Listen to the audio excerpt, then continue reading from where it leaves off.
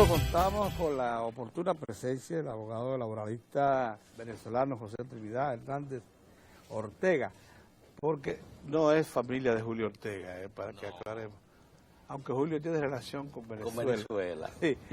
Pues sí. Es oportuno por lo siguiente, aquí se está debatiendo la necesidad de eliminar la cesantía. Los sectores empresariales dicen que es una carga insoportable, que está encareciendo los costos de producción. Y el amigo Hernández Ortega, aquí presente, buenos días, licenciado. Gracias por la invitación. Sí, ha vivido la experiencia, esta misma experiencia en Venezuela, y quisiéramos que por favor nos la transmita para ponernos en alerta. Buenos días de nuevo. Buenos días. Bienvenido. Bueno, brevemente quiero hacer una referencia histórica, un resumen histórico de lo que ha sido la cesantía o en Venezuela prestaciones sociales, y donde puedo decir algo con bastante sinceridad. He analizado el Código Laboral y pienso que el estatus de la cesantía en Dominicana está en las condiciones que estaba en Venezuela en 1966. Porque ya en el año 1974, el presidente Carlos Andrés Pérez le dio a la cesantía carácter de derecho adquirido, que podía surgir independientemente de cómo terminara la relación laboral, si por renuncia, por despido, por lo que sea. Correcto. Cosa que no es aquí. Pero posteriormente, ya en el año 1991, se aumentó el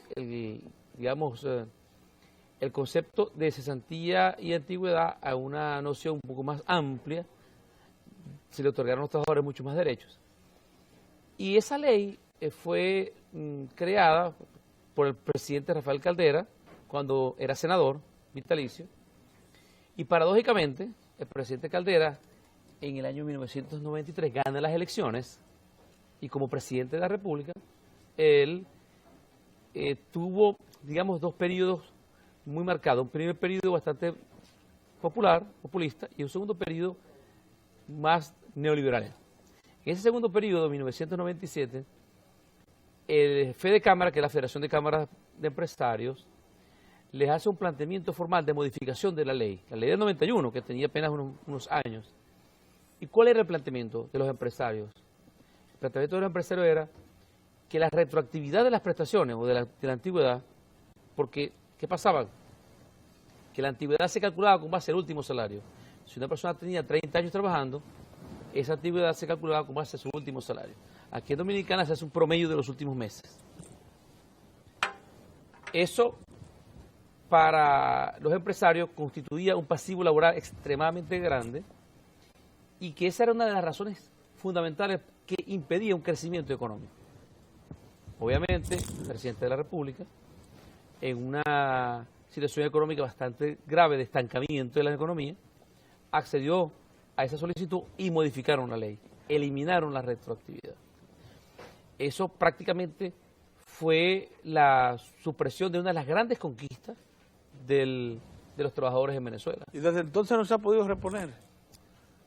Después de eso, el presidente Chávez, cuando era candidato, en 1998, uno de porque manejó dos, digamos, plataformas importantes de su campaña, que era una nueva constitución, una constituyente, y regresar a la retroactividad de las prestaciones. Lo que pasa es que obviamente el presidente Chávez en sus dos periodos gubernamentales, y bajo una filosofía, usted sabe, marxista, comenzó a expropiar la mayoría de las empresas, y luego cuando quiso regresar a la retroactividad se dio cuenta que él era el patrono más importante. Y se quedó como con recientemente, hace un año y unos meses, se modificó la ley, es decir, se creó una nueva ley del trabajo donde no es que se regresó a la retroactividad, se establecieron ciertas opciones y se volvió, en cierta forma, a recuperar parte de esa retroactividad. Pero perdón para concluir, pero lo más importante, que es lo que quiero yo resaltar, es que la República Dominicana está viviendo la misma situación histórica. Los patronos están alegando que la cesantía constituye una carga. Pero en Venezuela ese argumento, que quizás tuvo su explicación, a lo mejor su fundamentación, no se olvidaron de muchas variables económicas y que algo muy importante, el crecimiento económico no puede descansar sobre la carga de los trabajadores. O sea, no se puede apostar a un crecimiento económico a costilla de los trabajadores. Y en el caso de la experiencia de ustedes, de resultados, ¿cómo lo consideran? Una vez con las expectativas que creó la modificación y después ya los resultados. ¿Cuál es el criterio? Los resultados fueron sencillamente nefastos. ¿Por qué? Porque la promesa de la sustitución de la retroactividad de la antigüedad, o en este caso de la cesantía, la eliminación, era a través de cambiarse eso por un aumento salarial sustantivo. Entonces, digamos que el argumento era, es preferible darle a los trabajadores ahorita un salario más alto para que puedan vivir mejor, porque la cesantía es, digamos, surte efecto al finalizar la relación laboral.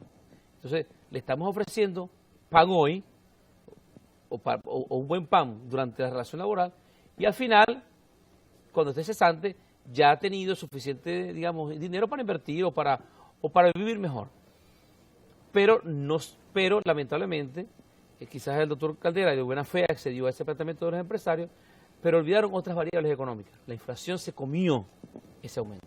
Bueno, claro, pero eso forma parte además, los salarios latinoamericanos, por tradición, son magros, no son suficientes para afrontar el costo de la vida, etcétera. Claro. Y es un subsidio que casi consciente se le concede a los productores, a los generadores de empleo, subsidio indirecto. Como magro salario en toda parte de América Latina. Cuando usted lo compara con los salarios de los países desarrollados, precisamente los productores eficientes, usted cuenta que nosotros, los productores ineficientes, somos los que pagamos más bajos salarios. Claro.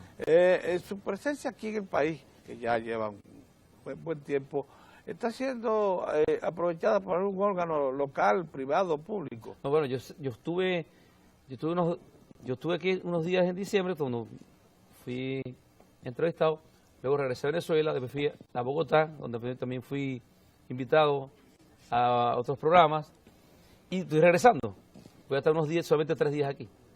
Pero el asunto es que usted está disponible como consultor privado en temas laborales, sí, claro, para entidades públicas o privadas que lo demanden. Y es importante eso, porque nosotros que vivimos en una isla, muchas veces no sabemos que experiencias que estamos viviendo ya la vivieron otros, los que están en tierra firme. Y eso nos puede servir mucho para darle respuesta eficiente a interrogantes, problemas que se nos presentan con frecuencia a los países que estamos haciendo un gran esfuerzo por salir del atraso. Así que agradecemos muchísimo a José Trinidad Hernández Ortega, un abogado venezolano que ha vivido como profesional. Y ya su última obra, su nueva obra está ya en ¿Cuál es? República Dominicana. En la librería Cuesta.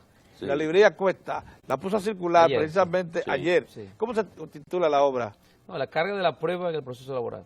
Sí, la carga de la prueba en el proceso laboral. Pero el abogado su nueva oferta. Sí. Allá, y que se suma ya la bibliografía que está disponible en República Dominicana. Sí.